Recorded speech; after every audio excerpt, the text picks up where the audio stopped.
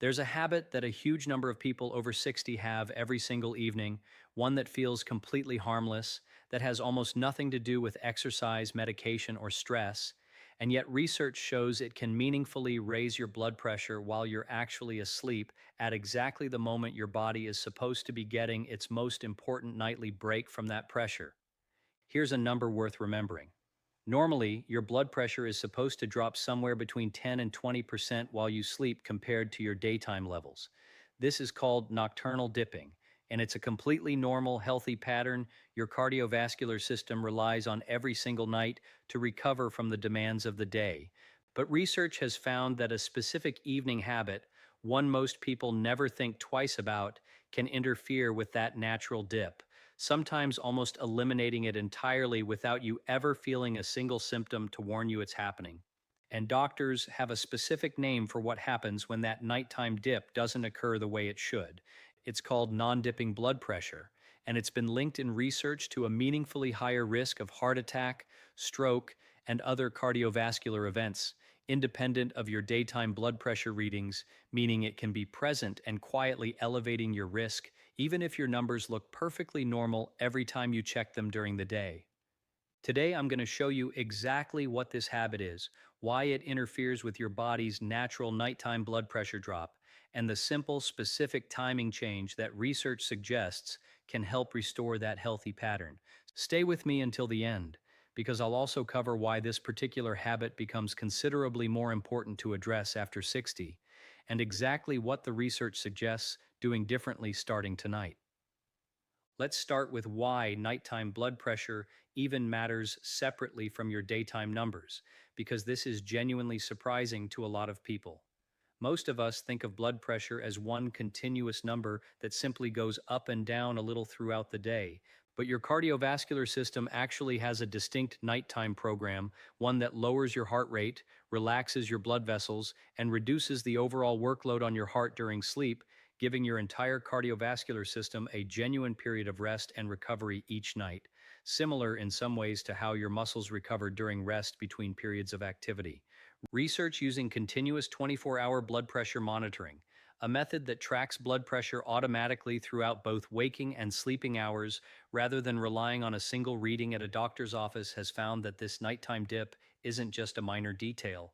People whose blood pressure fails to drop appropriately at night, the non-dippers we mentioned, show significantly higher rates of heart attack, stroke, kidney damage, and cardiovascular death over time compared to people with a normal nighttime dip, even when their daytime blood pressure readings look identical to one another.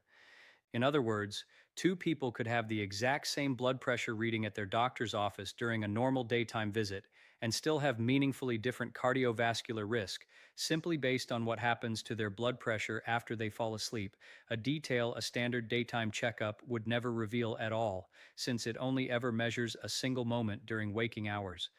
Researchers believe this happens partly because your organs, particularly your heart and blood vessels, are essentially designed around getting that nightly period of lower pressure as a form of recovery time, similar to how muscles need rest between workouts to repair and strengthen. When that recovery period is repeatedly shortened or blunted, night after night over months and years, the cumulative strain on the cardiovascular system appears to compound gradually, which is part of why researchers have found non-dipping status to be such a meaningful independent predictor of long-term cardiovascular outcomes, separate from daytime blood pressure control alone. So what's the habit that interferes with this important nighttime process? It's eating a high-sodium meal or snack in the few hours before bed. Let's break down exactly why this happens, because the mechanism is well understood in research and worth walking through carefully, step by step. When you consume sodium, your kidneys have to work to filter and eventually excrete the excess through urine, a process called pressure natriuresis, where your body actually uses a small, temporary rise in blood pressure to help push that excess sodium out through the kidneys more efficiently. During the day, this process works efficiently, your body handles the sodium load, and blood pressure returns to baseline without much issue, usually within a couple of hours. But at night, your kidneys' handling of sodium changes as part of your body's natural sleep physiology, becoming somewhat less efficient at processing a sudden sodium load compared to during the day, a shift tied to the same hormonal changes that regulate your entire sleep-wake cycle. Research has found that consuming a high sodium meal close to bedtime can cause the sodium driven blood pressure rise to persist further into the night than it would during the day, directly interfering with the natural dip your body is trying to achieve during sleep. Your kidneys are essentially still working through the sodium load from dinner, while your cardiovascular system is trying to power down for the night, and those two processes end up working against each other at precisely the wrong moment. This isn't a fringe theory.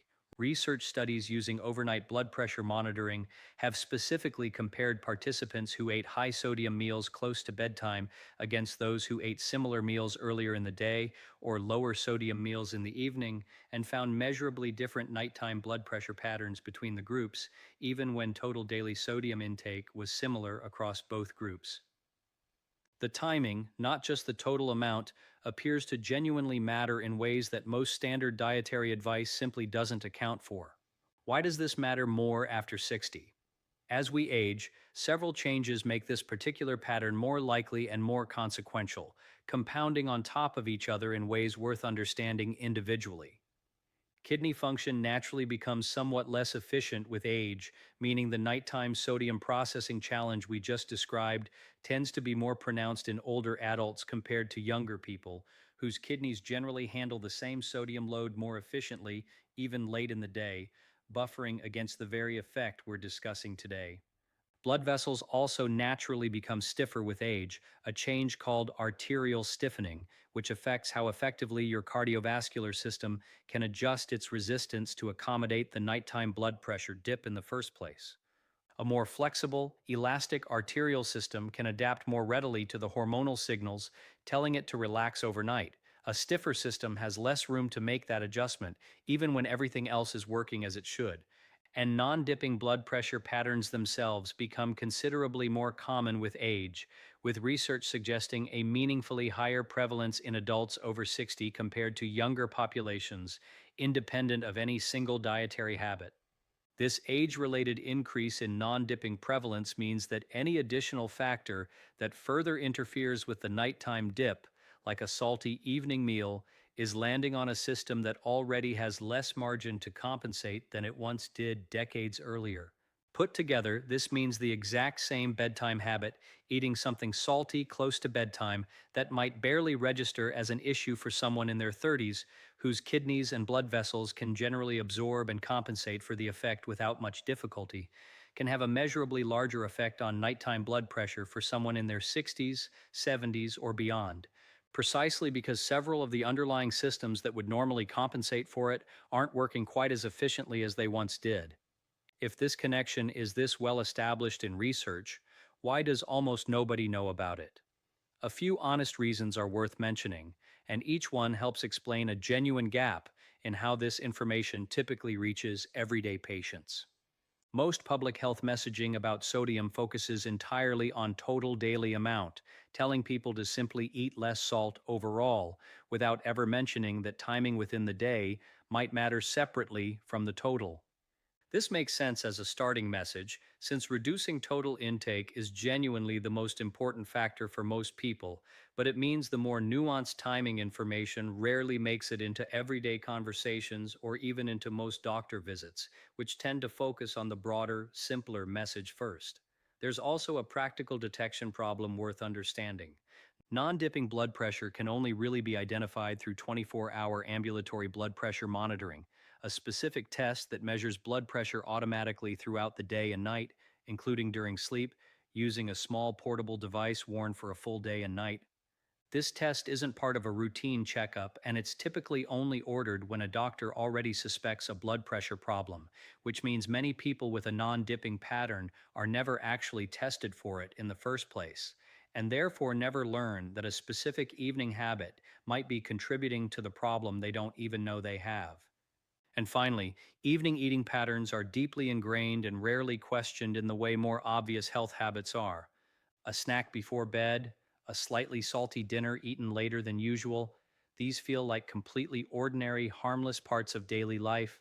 not the kind of thing anyone would think to connect to a specific cardiovascular mechanism happening hours later while they sleep, invisible and unfelt the entire time it's occurring. If you're finding this kind of research-backed practical information valuable, this channel publishes a new video like this every single week, taking published research and translating it into something genuinely useful. Consider subscribing so you don't miss the next one. Let's talk about what a high sodium evening habit typically looks like in practice, because it's often less obvious than people expect and rarely resembles what most people picture when they think of eating salty. Common examples include salty snacks like chips, pretzels, or salted nuts eaten while watching television in the evening, canned or packaged soups eaten as a light dinner, restaurant or takeout meals eaten later in the day, which tend to contain considerably more sodium than home-cooked meals, often by a significant margin, and processed deli meats or cheese eaten in an evening sandwich or snack. None of these foods are unusual or obviously excessive. They're everyday choices that simply happen to be higher in sodium than most people realize, eaten at exactly the time of day when that sodium load appears to matter most for nighttime blood pressure. It's also worth briefly mentioning a related evening habit that research has examined alongside sodium timing: alcohol consumption close to bedtime. While the underlying mechanism is somewhat different, involving alcohol's direct effects on blood vessel tone and sleep architecture rather than kidney sodium handling specifically, research has similarly found that alcohol consumed in the hours before sleep can interfere with the normal nighttime blood pressure dip, adding another everyday evening habit to the broader pattern we're discussing today. So, what does the research actually suggest doing about this? The core idea isn't necessarily to eliminate sodium from your evening entirely, but rather to shift the timing of higher sodium meals and snacks earlier in the day when possible, giving your kidneys more time to process that sodium load before your body transitions into its nighttime blood pressure program hours later. A few practical approaches based on this research, each fairly simple to put into practice starting tonight.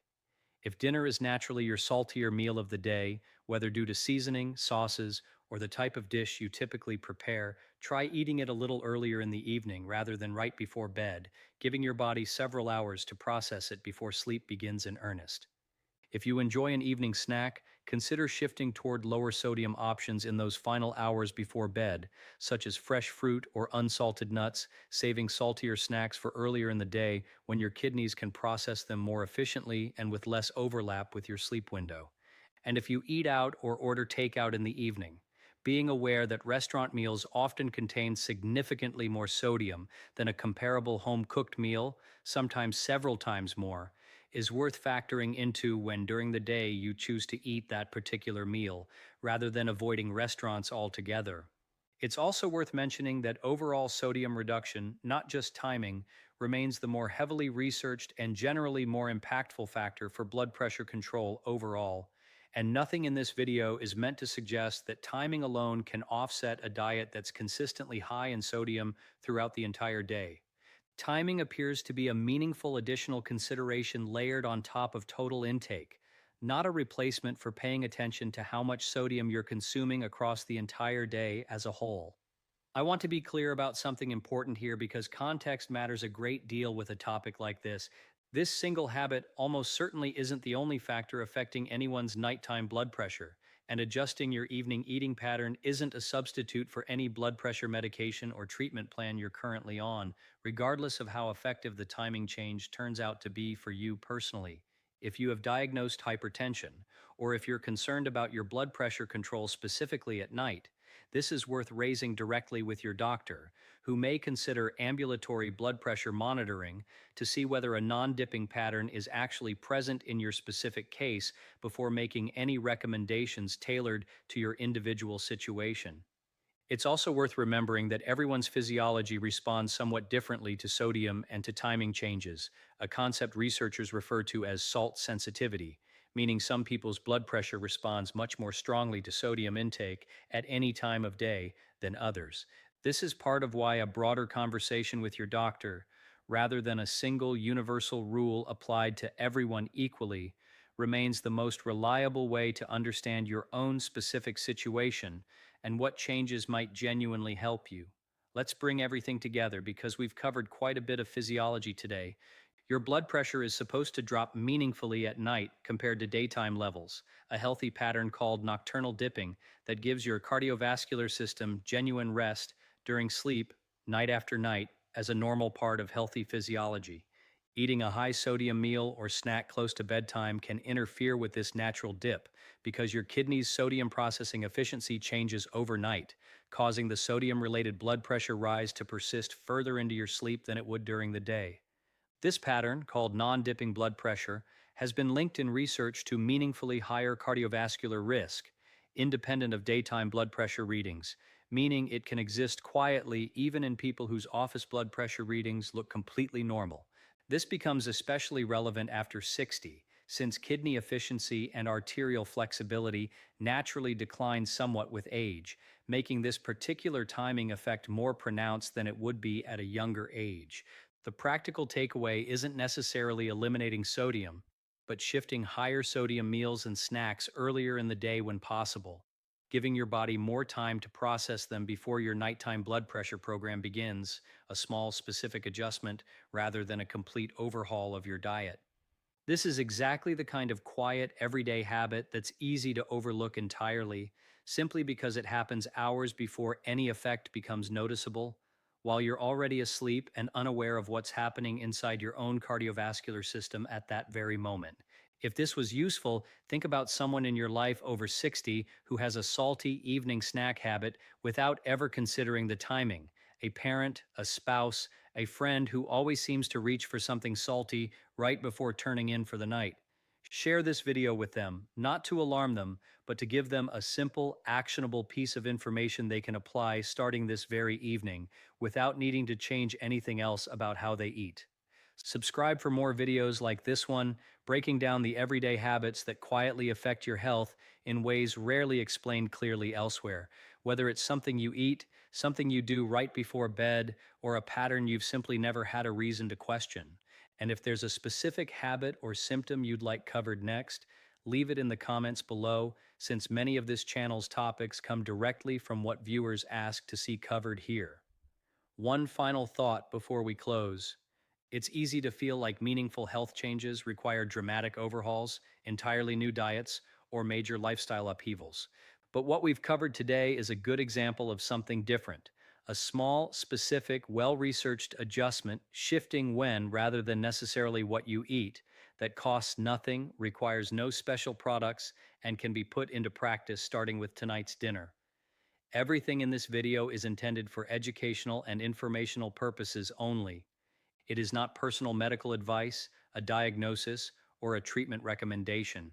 If you have concerns about your blood pressure, particularly at night, or if you have diagnosed hypertension, consult your physician, who may recommend ambulatory blood pressure monitoring to evaluate your specific pattern before making any changes to your diet, medication, or evening routine.